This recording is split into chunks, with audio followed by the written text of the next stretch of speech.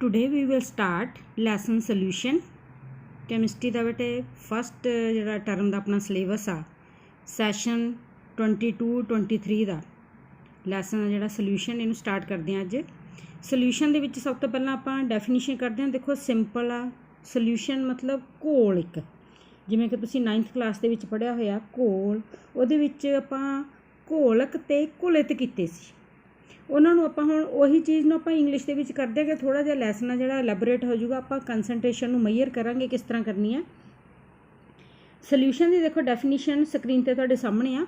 Solution is a homogeneous mixture of 2 or more substances whose composition can be varied within certain limits। ਉਹਦੀ composition very ਕਰ ਸਕਦੀ ਹੈ, ਘੱਟ ਜਾਂ ਵੱਧ ਹੋ ਸਕਦੀ ਆ।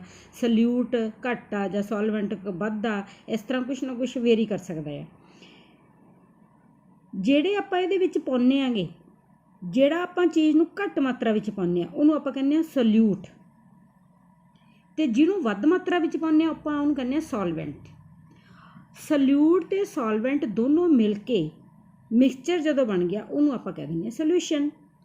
ਹੁਣ ਸੋਲਿਊਸ਼ਨ ਦੇ ਵਿੱਚ ਅੱਗੋਂ ਜਿਹੜੇ ਆਪਾਂ ਚੀਜ਼ ਪਾਈ ਆ ਕੋਈ ਵੀ, ਜਿਵੇਂ ਕਿ ਮੰਨ ਲਓ ਕਿ ਤੁਸੀਂ ਸ਼ਿਕੰਜਵੀ ਬਣਾਉਂਦੇ ਆ, ਸ਼ਿਕੰਜਵੀ ਦੇ ਵਿੱਚ ਤੁਸੀਂ ਕੀ ਕਰਦੇ ਹੋਗੇ, ਪਾਣੀ ਲੈਂਦੇ ਹੋ, ਪਾਣੀ ਕੀ ਆ ਉੱਥੇ ਸੋਲਵੈਂਟ ਆ।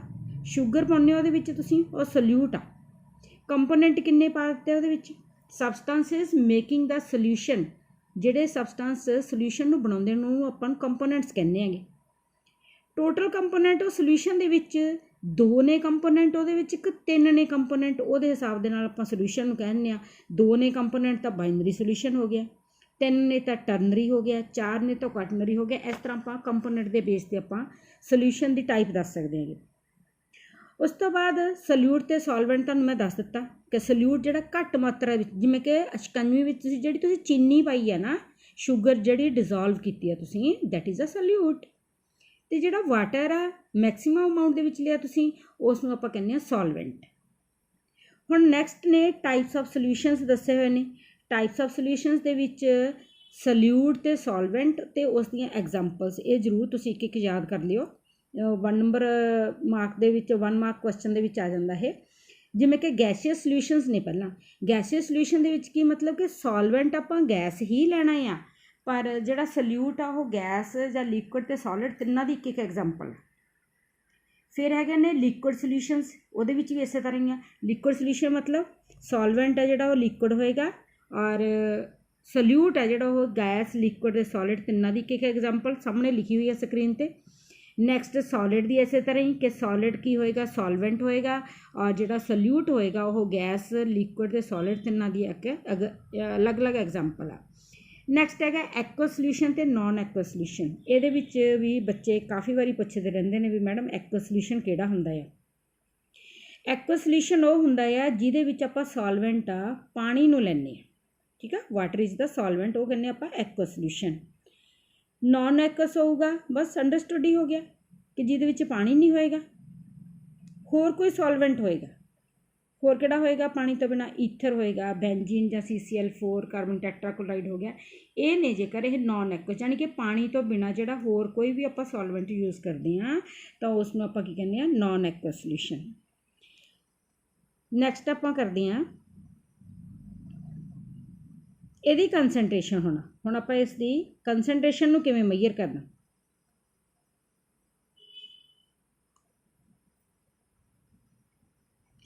ਸਭ ਤੋਂ ਜ਼ਿਆਦਾ ਤਾਂ ਇਹੀ ਇੰਪੋਰਟੈਂਟ ਆ ਬੇਟੇ ਇਹਦੇ ਵਿੱਚ, ਲੈਸਨ ਦੇ ਵਿੱਚ, ਕਿ ਕੰਸਨਟ੍ਰੇਸ਼ਨ ਨੂੰ ਆਪਾਂ ਮੇਜਰ ਕਿਵੇਂ ਕਰਨਾ ਹੈ। ਇਹਦੇ ਅਲੱਗ-ਅਲੱਗ ਸਟੈਪਸ ਨੇ। ਦੇਖੋ ਕੋਈ ਔਖਾ ਨਹੀਂ ਹੈਗਾ।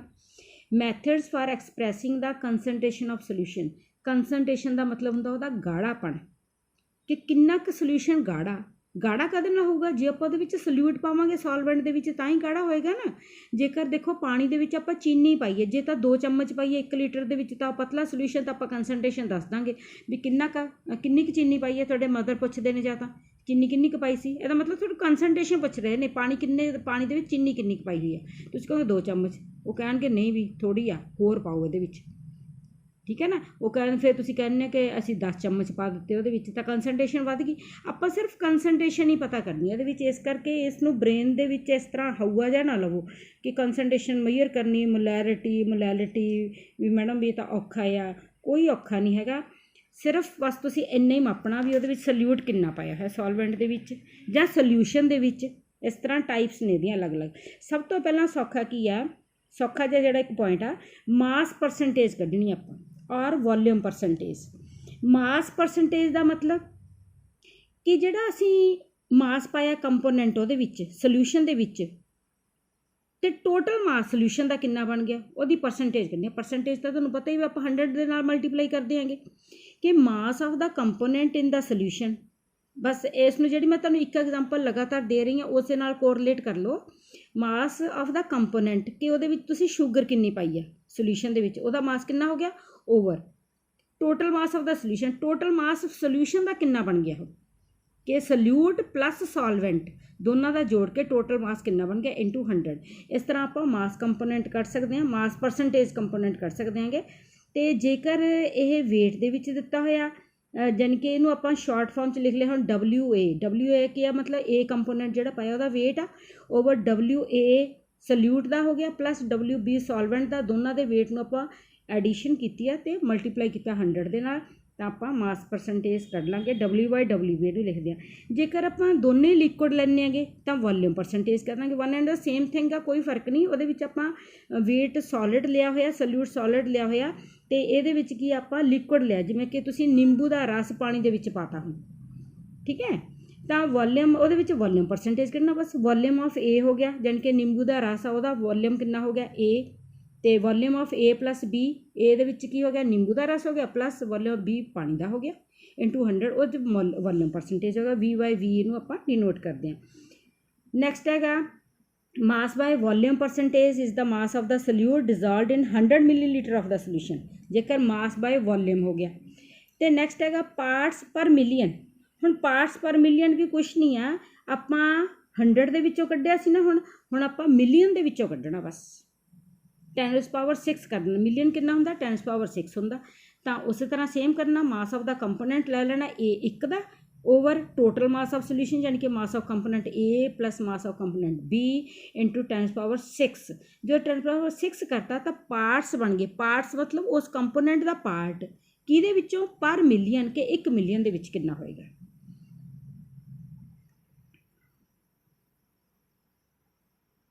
ਨੈਕਸਟ ਆਪਾਂ ਕਰਨਾ ਇਹਦੇ ਵਿੱਚ ਮੋਲੈਰਿਟੀ। ਤੁਹਾਨੂੰ ਮੈਂ ਪਹਿਲਾਂ ਸਮਝਾਉਂਦੀ ਹਾਂ ਕਿ ਨੈਕਸਟ ਫਿਰ ਆਪਾਂ ਇਹਦੇ ਨਾਲ ਰਿਲੇਟਡ ਕੁਛ ਨੂਮੈਰੀਕਲਸ ਵੀ ਕਰਾਂਗੇ। ਮੋਲੈਰਿਟੀ ਹੁਣ ਕਿਸ ਤਰ੍ਹਾਂ ਕਰਨੀ ਹੈ, ਇਹ ਵੀ ਕੰਸਨਟ੍ਰੇਸ਼ਨ ਲੱਭਣ ਦਾ ਹੀ ਇੱਕ ਤਰੀਕਾ ਹੈ। ਸੋਲਿਊਸ਼ਨ ਦੇ ਵਿੱਚ ਆਪਾਂ ਕੰਸਨਟ੍ਰੇਸ਼ਨ ਨੂੰ ਕਿਵੇਂ ਡਿਨੋਟ ਕਰਦੇ ਹਾਂ। Molarity of a solution, it is the number of moles of the solute, ਕਿ ਸੋਲਿਊਟ ਜਿਹੜਾ ਅਸੀਂ ਪਾਇਆ, ਪਹਿਲਾਂ ਤਾਂ ਦੇਖੋ ਆਪਾਂ ਮਾਸ ਲੈ ਲਿਆ ਸੀ ਕੰਪੋਨੈਂਟ ਦਾ, ਠੀਕ ਹੈ ਨਾ, ਸੋਲਿਊਟ ਦਾ ਆਪਾਂ ਮਾਸ ਲੈ ਲਿਆ ਸੀਗਾ। ਹੁਣ ਆਪਾਂ ਮੋਲਸ ਲੈਣੇ ਨੇ। ਹੁਣ ਜਾਣੀ ਕਿ ਆਪਾਂ ਕੈਮਿਸਟਰੀ ਦੇ ਵਿੱਚ ਆ ਜਾਓ, ਤੁਸੀਂ ਕੈਮਿਸਟਰੀ ਦੀ ਸਾਇੰਟੀਫਿਕ ਜਿਹੜੀ ਨੋਟੇਸ਼ਨ ਆ ਉਹਦੇ ਮੁਤਾਬਕ ਆਪਾਂ ਚੱਲਾਂਗੇ। ਹੁਣ ਨੰਬਰ ਆਫ ਮੋਲਸ ਸੋਲਿਊਟ ਦੇ ਡਿਜ਼ੋਲਵਡ ਪਰ ਲੀਟਰ ਆਫ ਦਾ ਸੋਲਿਊਸ਼ਨ, ਕਿ 1 ਲੀਟਰ ਸੋਲਿਊਸ਼ਨ ਦੇ ਵਿੱਚ ਆਪਾਂ ਕਿੰਨੇ ਮੋਲ ਸੋਲਿਊਟ ਦੇ ਉਹਦੇ ਵਿੱਚ ਪਾਏ ਨੇ, ਅਤੇ ਇਹਨੂੰ ਕੈਪੀਟਲ M ਦੇ ਨਾਲ ਆਪਾਂ ਡਿਨੋਟ ਕਰ ਦਿਆਂਗੇ। ਔਰ ਇਹਦਾ ਫਾਰਮੂਲਾ ਕੀ ਆ, molarity is equal to moles of solute, ਕਿ ਸੋਲਿਊਟ ਦੇ ਕਿੰਨੇ ਮੋਲਸ ਪਾਏ ਨੇ, ਯਾਨੀ ਕਿ ਜਿਹੜੀ ਆਪਾਂ ਚੀਨੀ ਉਹ 'ਚ ਘੋਲੀ ਆ, ਪਹਿਲਾਂ ਤਾਂ ਆਪਾਂ ਮਾਸ ਲਿਆ ਸੀ ਵੀ 10 ਗ੍ਰਾਮ ਘੋਲਤਾ ਉਹਦੇ ਵਿੱਚ, ਜਾਂ 20 ਗ੍ਰਾਮ ਆ ਜਿਹੜਾ ਉਹ ਉਹਦੇ ਵਿੱਚ ਡਿਜ਼ੋਲਵ ਕਰ ਦਿੱਤਾ। ਹੁਣ ਆਪਾਂ ਉਹਦੇ ਮੋਲਸ ਲੈਣੇ ਨੇ। ਮੋਲਸ ਹੁਣ ਆਪਾਂ ਕਿਵੇਂ ਕੱਢ ਦਿਆਂਗੇ, ਮੋਲ ਕੱਢਾਂਗੇ ਆਪਾਂ ਜਿੰਨਾ ਉਹਦਾ ਵੇਟ ਲਿਆ, ਜਿਵੇਂ 10 ਗ੍ਰਾਮ ਲੈ ਲਿਆ, ਓਵਰ ਉਹਦਾ ਮੋਲਰ ਮਾਸ ਕੱਢਾਂਗੇ ਆਪਾਂ, ਠੀਕ ਹੈ। ਕਿਸੇ ਵੀ ਚੀਜ਼ ਜਿਹੜਾ ਵੀ ਦਿੱਤਾ ਉਹਦਾ ਫਾਰਮੂਲਾ ਤੁਸੀਂ ਕਰਕੇ ਉਹਦਾ ਮੋਲਰ ਮਾਸ ਕੱਢਣਾ। ਮੋਲਰ ਮਾਸ ਤੁਹਾਨੂੰ ਕੱਢਣਾ ਆਉਂਦਾ ਆ, ਜਿਵੇਂ ਕਿ ਆਪਾਂ ਹੁਣ ਇਹਦਾ ਲੈ ਲੈਂਦੇ ਹਾਂ C6H12O6, ਠੀਕ ਹੈ। ਉਹਦੇ ਵਿੱਚ C6 ਯਾਨੀ ਕਿ 6 ਕਾਰਬਨ ਦਾ ਕਿੰਨਾ ਆ 12, ਠੀਕ ਹੈ ਜੀ।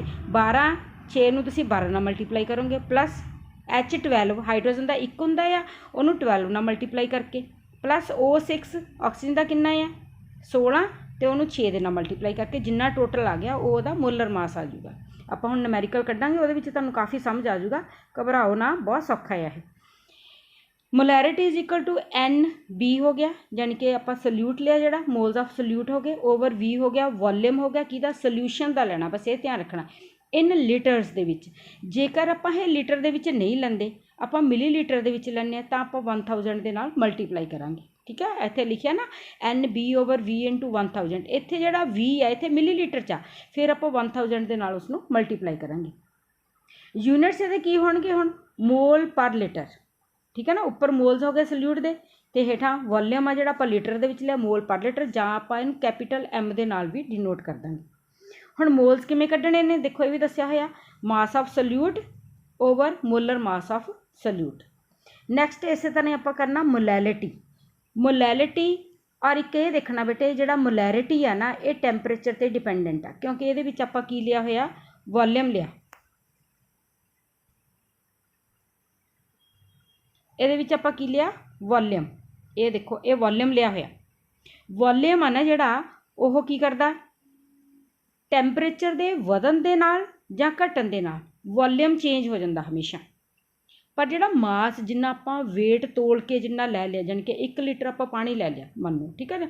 1 ਲੀਟਰ ਜਦੋਂ ਆਪਾਂ ਪਾਣੀ ਲੈ ਲਿਆ ਤੇ ਜੇਕਰ ਉਹਦਾ ਟੈਂਪਰੇਚਰ ਬਹੁਤ ਜ਼ਿਆਦਾ ਘਟ ਗਿਆ ਤਾਂ ਉਹਦਾ ਜਿਹੜਾ ਵੋਲਿਊਮ ਵੱਧ ਜੂਗਾ। ਜਿਵੇਂ ਕਿ ਆਈਸ ਬਰਫ਼ ਬਣ ਗਈ ਮੰਨ ਲਓ, ਉਹਦੀ ਬਰਫ਼ ਬਣ ਗਈ ਤਾਂ ਬਰਫ਼ ਦੀ ਡੈਂਸਿਟੀ ਹੈ ਜਿਹੜੀ ਉਹ ਮਤਲਬ ਕਿ ਉਹਦੇ ਪਾਰਟੀਕਲਸ ਨੇ ਜਿਹੜੇ ਇਸ ਢੰਗ ਦੇ ਨਾਲ ਇੱਕ ਦੂਜੇ ਦੇ ਨਾਲ ਅਟੈਚ ਹੁੰਦੇ ਨੇ ਕਿ ਬਰਫ਼ ਆ ਜਿਹੜੀ ਉਹਦਾ ਵੋਲਿਊਮ ਆ ਜਿਹੜਾ ਵੱਧ ਜਾਂਦਾ। ਤੁਸੀਂ ਕਦੇ ਵੀ ਦੇਖਿਓ, ਤੁਸੀਂ ਫਰਿੱਜ ਦੇ ਵਿੱਚ ਜਦੋਂ ਬਰਫ਼ ਜੰਮਣੀ ਧਰਦੇ ਹੋ ਇੱਕ ਕੌਲੀ ਦੇ ਵਿੱਚ ਬਿਲਕੁਲ ਲੈਵਲ ਤੱਕ ਪਾਣੀ ਭਰ ਕੇ ਉਹਨੂੰ ਫਰਿੱਜ ਦੇ ਵਿੱਚ ਰੱਖ ਦਿਓ।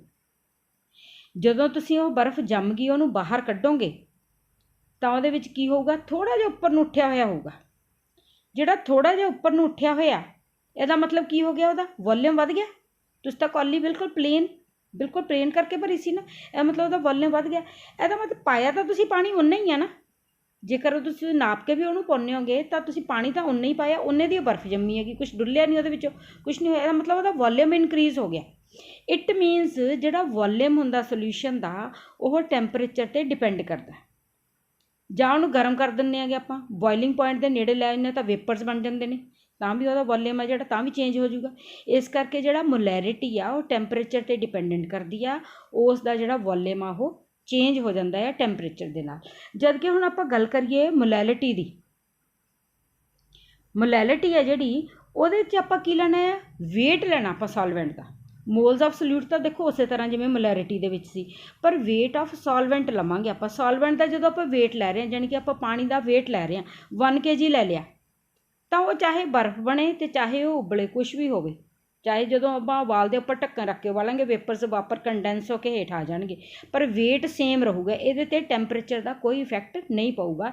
ਇਸੇ ਕਰਕੇ ਮੋਲੈਲਿਟੀ ਆ ਜਿਹੜੀ ਉਹ ਬੈਸਟ ਮੈਥਡ ਮੰਨਿਆ ਜਾਂਦਾ ਹੈ ਕੰਸਨਟ੍ਰੇਸ਼ਨ ਨੂੰ ਕਾਊਂਟ ਕਰਨ ਦਾ।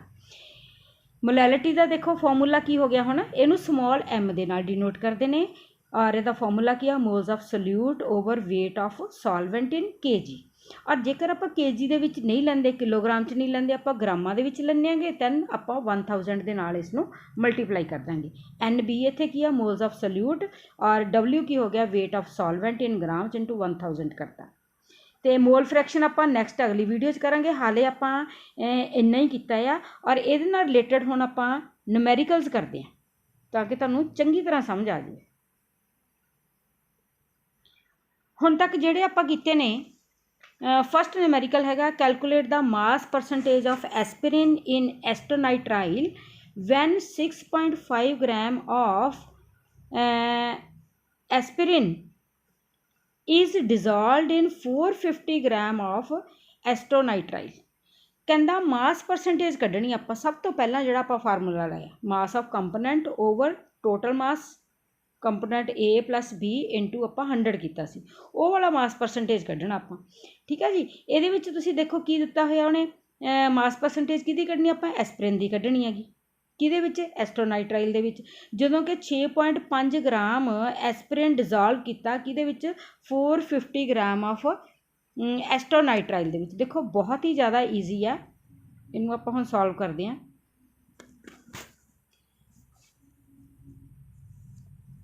ਐਸਪਿਰਿਨ ਦਾ ਮਾਸ ਕਿੰਨਾ, ਐਸਪਿਰਿਨ ਦਾ ਮਾਸ ਮੂਰੇ ਲਿਖ ਲਓ ਜਾਂ ਤਾਂ mass of aspirin is equal to ਹੈਗਾ 6.5 ਗ੍ਰਾਮ। ਠੀਕ ਹੈ ਜੀ। Next mass of acetonitrile, mass of ਐਸੀਟੋਨਾਈਟ੍ਰਾਈਲ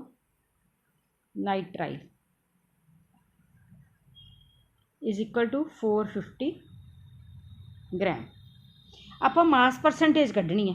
mass percentage ਕੱਢਣ ਲਈ ਕੀ ਕਰਾਂਗੇ ਆਪਾਂ फार्मूला देखो आप सब तो पहला जोड़ा किया मास परसेंटेज कढ़न के लिए किया करांगे आप मास ऑफ कंपोनेंट ए किहड़ा है 6.5 ओवर मास ऑफ टोटल दोनों कंपोनेंट ए प्लस बी ए दा हो गया 6.5 प्लस 450 इंटू 100। ठीक है जी, देखो तुहानूं बहुत ईजी लगूगा ये जो तुसीं न्यूमेरिकल कढ़न लग गए ना तो तुहानूं बहुत ही ईजी लगन लग जाना है। तो इत्थे तुसीं देखो ये बन गया 6.5 ओवर इनू ऐड कर लो 456.5 हो गया इंटू 100 0.5 के नाल 0.5 है जोड़ा इनू कैंसल कर दो तो की बन गया 6500 ओवर 4565। ठीक है जी, इनू कैंसल कर दो इत्थे तो यदा आंसर आ गया 1.42%।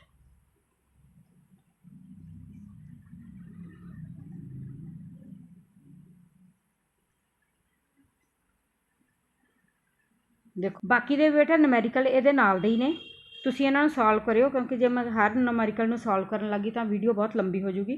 तो मैं तुहानूं अगे एक मलैरिटी का कढ़ के दिखा दिंदी हैगी मलैरिटी का तुसीं किस तरह करोगे। जिवें कि इहदे विच हैगा 18 gram of glucose molar mass जिहदा दिता होया 180 gram per mole is present in 500 centimetre cube. एक बेटा ये याद रखना तुसीं कि 1 लीटर है जिहड़ा वो 1 डेसीमीटर क्यूब के बराबर और 1 मिलीलीटर है जिहड़ा 1 litre 1 litre is equal to 1 decimetre cube.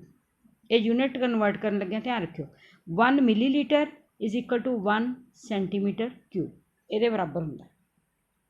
ठीक है जी, जो तुसीं भी करो कोई कैलकुलेशन जो करोगे ना आप न्यूमेरिकल मैं तुहानूं मोलैरिटी का एक करवा दी हुण 18 gram of glucose molar mass दिता 180 gram per mole is present in 500 centimetre cube of its aqua solution what is the molarity of the solution. Next उन्हें नाल ही पूछा what additional data is required if the molality of the solution is also required to be calculated कि जेकर molality भी कढ़नी होगी तो सानूं होर की चाहिदा है। पहलां आपां मोलैरिटी कढ़दे हैं इसकी मोलैरिटी कढ़न दे लई की है सब तो पहलां अपने कोल ग्लूकोज का वेट दिता होया वेट उहदा हैगा इज इक्वल टू 18 ग्राम और मोलर मास इहदा दिता होया आपां नूं। ठीक है जी, मोलर मास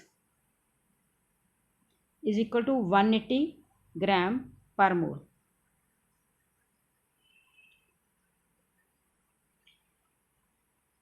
और वॉल्यूम दिता सोल्यूशन का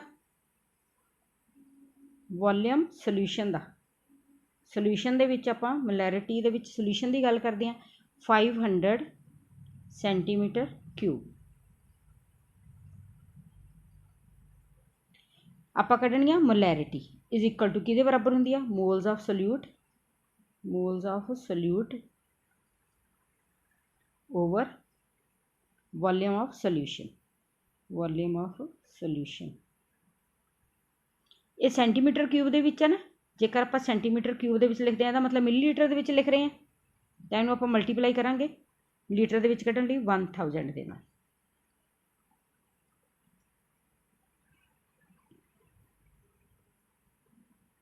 हुण आपां इहदे पहलां अपने कोल मोल्स तो है नहीं ना आपां मोल्स कढ़ीए पहलां मोल्स किवें कढ़ांगे आपां इत्थे 18 ग्राम जानी कि वेट लैना आपां पहलां वेट लैना उसका over molar mass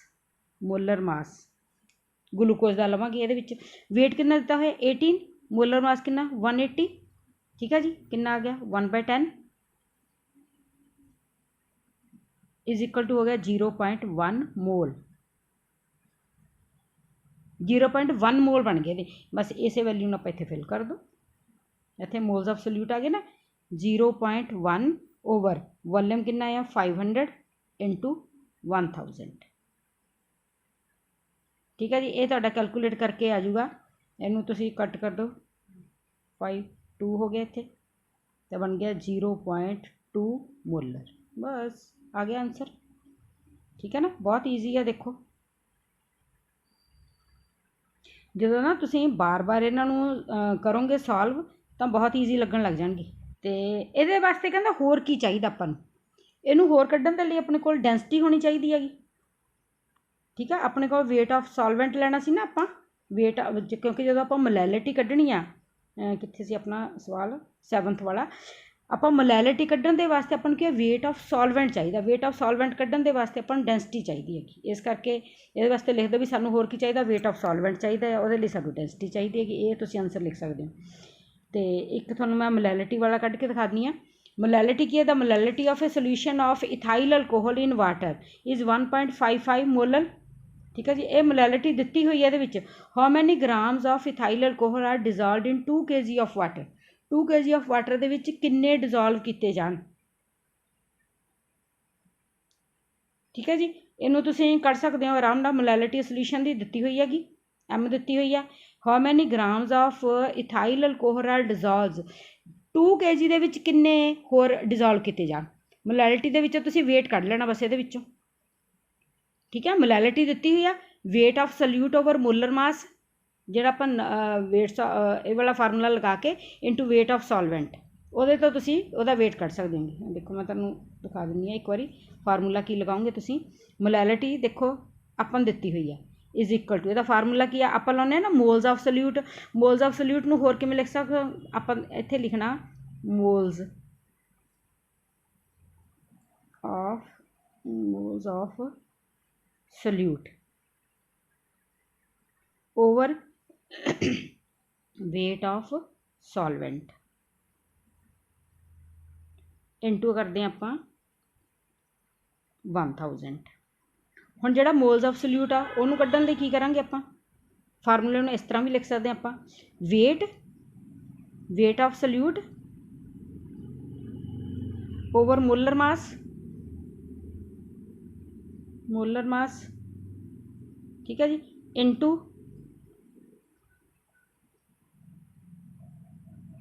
into wait of solvent into 1000। ਇਸ ਫਾਰਮੂਲੇ ਨੂੰ ਲਗਾ ਕੇ ਤੁਸੀਂ ਮੋਲੈਰਿਟੀ ਦੇਖੋ ਤੁਹਾਨੂੰ ਦਿੱਤੀ ਹੋ, ਮੋਲੈਰਿਟੀ ਦਿੱਤੀ ਹੋਈ ਹੈ ਐਮ, ਇਹ ਗਿਵਨ ਆ, ਇਹ ਵਾਲਾ ਗਿਵਨ ਆ, ਮੋਲਰ ਮਾਸ ਤੁਹਾਨੂੰ ਪਤਾ, ਵੇਟ ਆਫ ਸੋਲਵੈਂਟ ਪਤਾ, ਤਾਂ ਇੱਥੋਂ ਤੁਸੀਂ ਵੇਟ ਆਫ ਸੋਲਿਊਟ ਕੱਢ ਲਓਗੇ। ਠੀਕ ਹੈ ਜੀ, ਇਸ ਨੂੰ ਤੁਸੀਂ ਹੁਣ ਆਪਣੇ ਆਪ ਹੀ ਸੋਲਵ ਕਰਿਓ। ਨੈਕਸਟ ਇੱਕ ਆਪਾਂ ਨੂਮੈਰੀਕਲ ਕੱਢ ਲੈਂਦੇ ਹੁਣ। ਕੈਲਕੂਲੇਟ ਦਾ ਲਾਸਟ ਆ, calculate the molality of 2.5 gram of ethanoic acid in 75 gram of benzene. ਦੇਖੋ ਬਹੁਤ ਹੀ ਜ਼ਿਆਦਾ ਸੌਖਾ ਆ ਮੋਲੈਲਿਟੀ ਦਾ। ਹੁਣੇ ਆਪਾਂ ਫਾਰਮੂਲਾ ਮੈਂ ਲਗਾਇਆ ਕਿ moles of solute over weight of solvent into 1000। Moles of solute ਕਿਵੇਂ ਕੱਢੋਗੇ ਤੁਸੀਂ, ਇਥੇਨੋਇਕ ਐਸਿਡ ਦਿੱਤਾ ਹੋਇਆ, ਇੱਥੇ ਇਥੇਨੋਇਕ ਐਸਿਡ ਕੀ ਹੈ, CH3COOH। ਇਹਦਾ ਤੁਸੀਂ ਪਹਿਲਾਂ ਵੇਟ ਕੱਢ ਲੈਣਾ ਆ, ਮੋਲਰ ਮਾਸ ਕੱਢਣਾ। ਕਾਰਬਨ ਦਾ ਕਿੰਨਾ ਹੁੰਦਾ 12 ਪਲੱਸ 3 ਕਿੰਨੇ ਨੇ ਹਾਈਡਰੋਜਨ, ਅਤੇ ਹਾਈਡਰੋਜਨ ਦਾ ਹੁੰਦਾ ਕਿੰਨਾ 1 ਪਲੱਸ, ਫਿਰ ਕਾਰਬਨ ਆ ਗਿਆ 12 ਪਲੱਸ, ਆਕਸੀਜਨ ਕਿੰਨਾ 16 ਇਨਟੂ ਆਕਸੀਜਨ ਦੂਸਰਾ 16, ਇੱਕ ਮਿੰਟ ਇੱਥੇ ਆਏਗਾ ਪਲੱਸ, ਦੂਸਰਾ ਆਕਸੀਜਨ ਹੋ ਗਿਆ 16 ਅਤੇ ਪਲੱਸ ਹੋ ਗਿਆ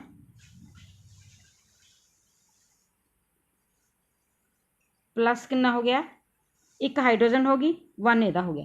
ਟੋਟਲ ਕਰਕੇ ਦੇਖੋ ਤੁਸੀਂ ਹੁਣ ਇਹਦਾ ਕਿੰਨਾ ਬਣ ਗਿਆ 12 plus 3 plus 12 plus 16 plus 1।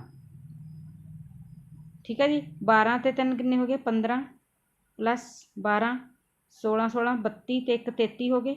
Short ਕਰਤਾ ਮੈਂ ਥੋੜ੍ਹਾ ਜਿਹਾ, ਅਤੇ ਨੈਕਸਟ ਇਹਨੂੰ ਫਿਰ ਐਡ ਕਰ ਲਓ, ਅਤੇ 0 3 2 5 5 5 10 1 3 ਅਤੇ 4 5 6 60 ਬਣ ਗਿਆ। ਮੋਲਰ ਮਾਸ ਜਾਨੀ ਕਿੰਨਾ ਆ ਗਿਆ ਆਪਣਾ 60 ਆ ਗਿਆ। ਅਤੇ ਮੋਲਰ ਮਾਸ ਦੇ ਨਾਲ ਤੁਸੀਂ ਸੋਲਿਊਟ ਕਰ ਲਓ। ਹੁਣ ਇਹਦਾ ਵੇਟ ਕਿੰਨਾ ਦਿੱਤਾ ਹੋਇਆ ਸੀ ਆਪਾਂ ਨੂੰ, ਵੇਟ ਦਿੱਤਾ ਹੋਇਆ 2.5 ਗ੍ਰਾਮ ਓਵਰ ਕਿੰਨਾ ਕਰ ਲਓਗੇ ਤੁਸੀਂ 60।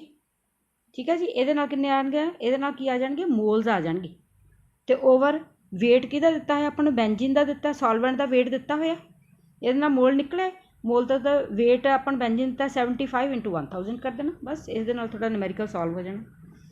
ਜਿੰਨੇ ਬੇਟਾ ਨਿਊਮੈਰੀਕਲ ਤੁਸੀਂ ਖੁਦ ਆਪ ਕਰੋਗੇ ਨਾ, ਬਾਰ-ਬਾਰ ਪ੍ਰੈਕਟਿਸ ਕਰੋਗੇ ਤਾਂ ਉਨੇ ਨਿਊਮੈਰੀਕਲ ਆਉਣਗੇ। ਇਸ ਤਰ੍ਹਾਂ ਇਹ ਜਿਹੜੇ ਨਿਊਮੈਰੀਕਲਸ ਵਾਲਾ ਇਹ ਜਿਹੜਾ ਹੋਮਵਰਕ ਆ ਤੁਹਾਡਾ, ਇਹ ਮੈਂ ਟੈਲੀਗ੍ਰਾਮ ਦੇ ਵਿੱਚ ਪਾ ਦੂੰਗੀ। ਵੀਡੀਓ ਵਧੀਆ ਲੱਗੂਗੀ ਤਾਂ ਬੇਟਾ ਸ਼ੇਅਰ ਜ਼ਰੂਰ ਕਰਿਓ, ਮੇਰੇ ਚੈਨਲ ਨੂੰ ਸਬਸਕ੍ਰਾਈਬ ਕਰੋ, ਲਾਈਕ ਕਰੋ ਅਤੇ ਸ਼ੇਅਰ ਕਰੋ। ਔਰ ਇਹ ਨਿਊਮੈਰੀਕਲਸ ਨੂੰ ਜ਼ਰੂਰ ਸੋਲਵ ਕਰਿਓ ਆਪਣੀ ਕਾਪੀ ਦੇ ਉੱਤੇ। ਅਤੇ ਨੈਕਸਟ ਫਿਰ ਕੱਲ੍ਹ ਨੂੰ ਨੈਕਸਟ ਕਰਾਂਗੇ ਆਪਾਂ ਮੋਲ ਫ੍ਰੈਕਸ਼ਨ, ਨੋਰਮੈਲਿਟੀ, ਫਾਰਮੈਲਿਟੀ, ਉਹ ਕਰਾਂਗੇ ਅਤੇ ਉਹਦੇ ਨਾਲ ਰਿਲੇਟਡ ਨਿਊਮੈਰੀਕਲ ਕਰਾਂਗੇ। ਅਤੇ ਜੇਕਰ ਤੁਸੀਂ ਇਹ ਵਾਲੇ ਨਿਊਮੈਰੀਕਲ ਕਰੋਗੇ ਨਾ ਤਾਂ ਫਿਰ ਹੋਰ ਵੀ ਇਹਦੇ ਨਾਲ ਰਿਲੇਟਡ ਨੇ ਜਿਹੜੇ ਪ੍ਰੈਕਟਿਸ ਪ੍ਰੋਬਲਮ ਵਾਲੇ ਨੇ, ਉਹ ਵੀ ਸੋਲਵ ਕਰੋ ਤਾਂ ਤੁਹਾਨੂੰ ਨਿਊਮੈਰੀਕਲਸ ਦੀ ਜ਼ਿਆਦਾ ਪ੍ਰੈਕਟਿਸ ਹੋ ਜੂਗੀ, ਤਾਂ ਅਗਲੇ ਨਿਊਮੈਰੀਕਲ ਹੋਰ ਵੀ ਸੌਖੇ ਨਿਕਲਣਗੇ। ਜਿਹੜੇ ਆਪਾਂ ਹੁਣ ਨੋਰਮੈਲਿਟੀ, ਫਾਰਮੈਲਿਟੀ ਔਰ ਮੋਲ ਫ੍ਰੈਕਸ਼ਨ ਉਹਦੇ ਕਰਾਂਗੇ, ਬਹੁਤ ਈਜ਼ੀ ਨੇ। ਇਸ ਨੂੰ ਜ਼ਿਆਦਾ ਆਪਣੇ ਬ੍ਰੇਨ ਦੇ ਉੱਤੇ ਇਸ ਤਰ੍ਹਾਂ ਨਾ ਲਵੋ ਵੀ ਪਤਾ ਨਹੀਂ ਕੀ ਹੋ ਗਿਆ। ਜਦੋਂ ਤੁਸੀਂ 2-4 ਕੱਢੋਗੇ ਨਾ, ਪਹਿਲਾਂ ਈਜ਼ੀ ਕੱਢੋ, ਥੋੜ੍ਹੇ ਜਿਹੇ ਈਜ਼ੀ ਨਿਊਮੈਰੀਕਲਸ ਨੇ ਉਹਨਾਂ ਨੂੰ ਸੋਲਵ ਕਰੋ, ਫਿਰ ਨੈਕਸਟ ਥੋੜ੍ਹੇ ਜਿਹੇ ਕੰਪਲੀਕੇਟਡ ਨੂੰ ਕਰ ਲਓ ਤਾਂ ਆ ਜਾਣਗੇ, ਆਰਾਮ ਨਾਲ ਆ ਜਾਣਗੇ। ਪੇਪਰ 'ਚ ਤੁਹਾਨੂੰ ਨਿਊਮੈਰੀਕਲ ਆਉਣਾ ਹੀ।